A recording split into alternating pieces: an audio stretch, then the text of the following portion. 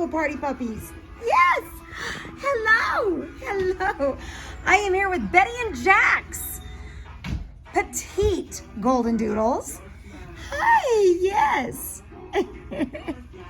And these are actually an F1B generation. They are petite, and this is the first time for this entire line.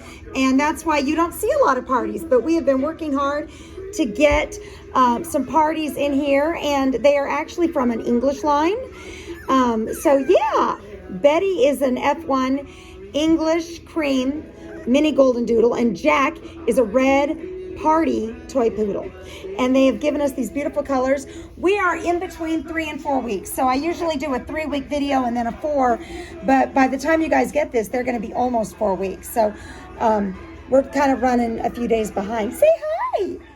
This is only a litter of 4. Betty just gave us 4 babies. There is one little boy right here, green collar. Hi. Yes. And then we have 3 girls. Turquoise collar girl here. Hi there. Yes. And she is going to be the first pick of the litter. And then we have little light pink collar girl, and I believe she's second pick. Sorry. And then we have our little purple collar girl here. And she's got beautiful white on the chest and the face. So purple and green are going to be more curly coats. And I believe that those 2 are actually available. So feel free to go to the description box and you can find out communication or ways to communicate with me. Text is actually the best way. That's what I see usually first, and I'm able to get back to you better on that. My email fills up very, very fast. So do my DMs when it comes to any kind of messaging on my social media. That fills up incredibly fast. So yeah. Anywho, so right now we are working on gruel for these babies. Gruel is when we mix up their puppy food, a milk replacer, which is just a puppy formula, like baby formula, a nutritional supplement, and then warm water. And we mix all that to a nice oatmeal consistency, and they love it. Look at this. Look at this baby. Aren't you just so pretty? And I have my kids with me today. I'm going to go through each one first. Let's go ahead and do that. Let's go through the girls here. I've got our turquoise collar girl. She is that peanut butter color with the white markings. So we put her next to the white potty pad. You can see her colorings there. But look at all that white, even the tip of the tail, the socks. See, I'm wearing booties and boots. Yes, you are. So pretty. All right, next, let's do light pink collar girl. Whoops, she's running away.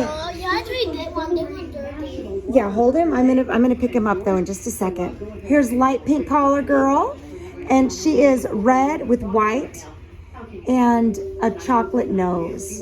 And she is a soft cotton wavy. Turquoise is also a soft cotton wavy. Next we have purple collar girl. She is the curly coat, little black nose, a little more spots ready to, they're all born with pink noses, but they start turning more black. So I am anticipating this to be all black. But she's got the little paint splash of white on the head, the face, the chest, and looks like just one white paw. Yeah. Next we have our little boy here with my little boy. Green collar, and he's actually the smallest of the litter. So he's going to be that 16 pounds. He's getting more of the black nose. He's red with white. Lots of white on you. Yes. And you're just so sweet. And he has a dark red curly coat. So what we're going to be working on this week is just more socializing like this with our kids, with us, just getting them more used to us, used to being handled in many, many ways, played with.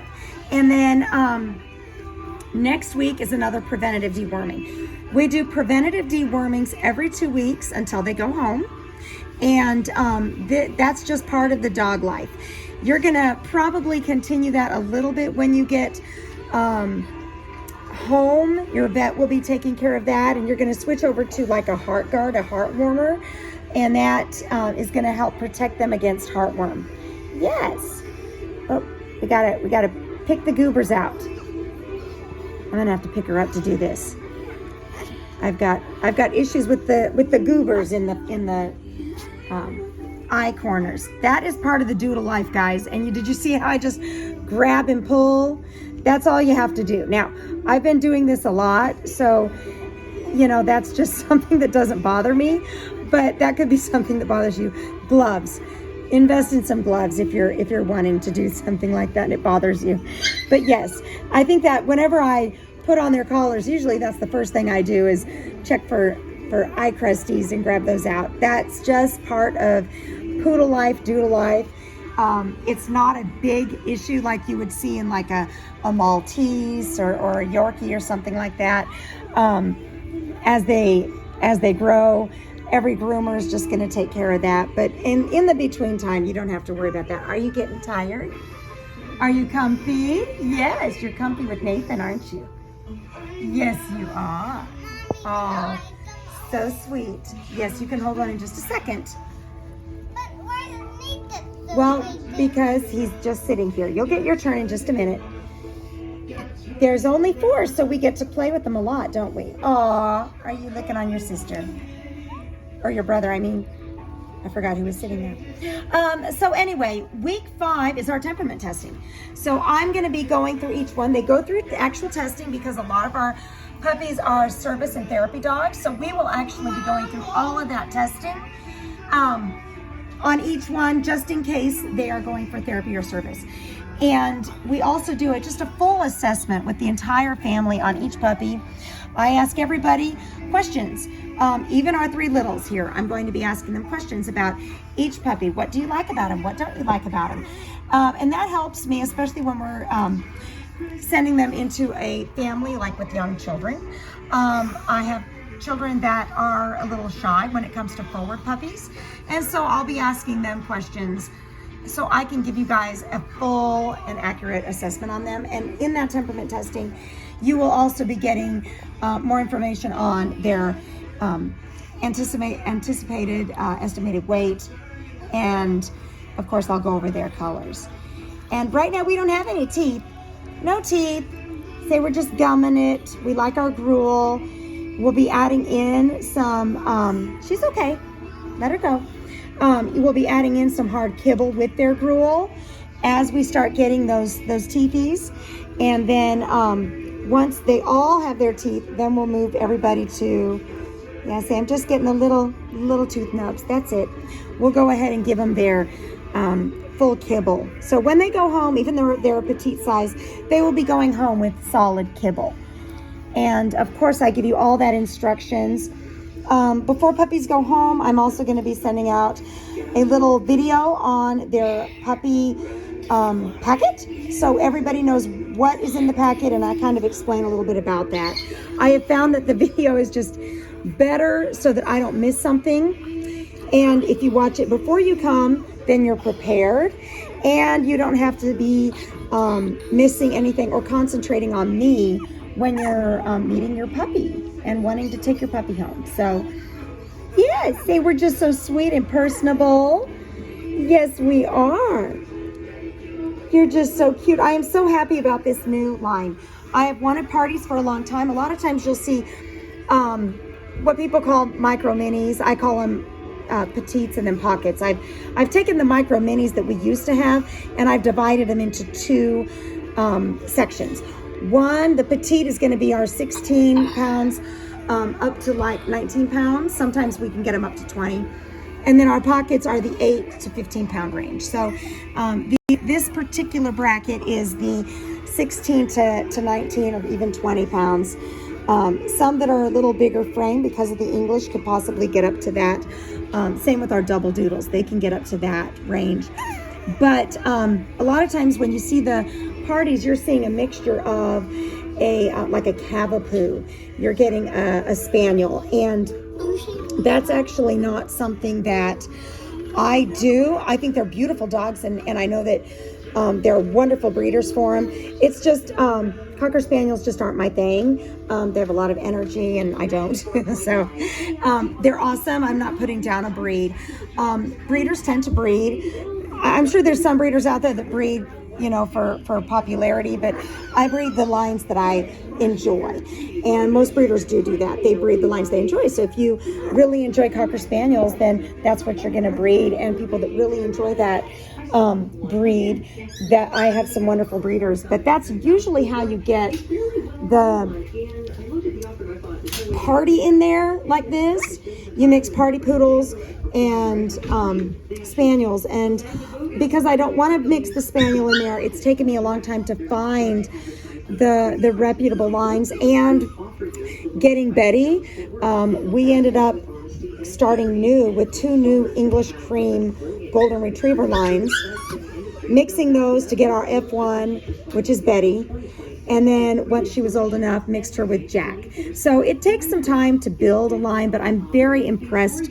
I love these babies, and having that English line, we like to incorporate the English line. It's has better statistics regarding adult cancers. We see more cancers in adults. Now, cancers can generally, a lot of them are environmental. If we don't spay or neuter, you're going to get some cancers there, but a lot of it is environmental, but still it can be genetic. So we want to start off with the best possible healthy lines, and we have found that the English lines have fewer instances of adult cancers. So we're actually not just breeding for the fact that we love the English line being a little more docile and laid back, but health-wise, you know, my Daphne, which she was very old, almost 16 years old, we had to put her down. It was a little after quarantine that we had to put her down, but that was incredibly hard. I still have a hard time talking about it. She was just part of the family, and of course, her cancer was most likely because she was not spayed. She was a breeding dog, and cancers can spread really fast, and she ended up spreading to her lungs. And so it was something at her age that the vets weren't wanting to fight, and she was not having the best quality of life. So that was really sad, which is why I'm concentrating a lot more on cancer prevention.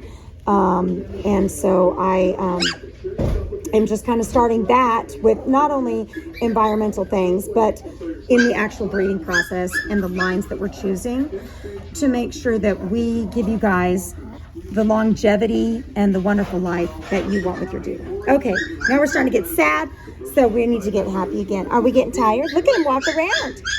Say we're doing good. We're chunky little babies because there's only 4. Yes, aren't you pretty? Aren't you pretty?